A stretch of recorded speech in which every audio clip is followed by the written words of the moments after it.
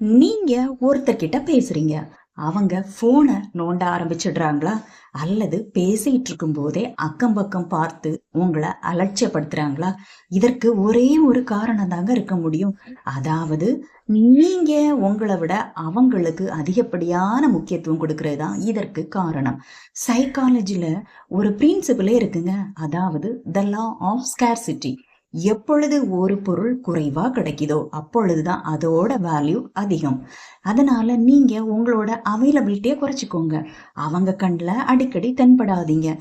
நீங்க பிஸியா இருக்கிறது மாதிரியோ அல்லது உங்க வாழ்க்கையில ஏதாவது ஒரு புதிய மாற்றம் வர்றது மாதிரியோ ஒரு பாசிட்டிவ் வைபா வைங்க.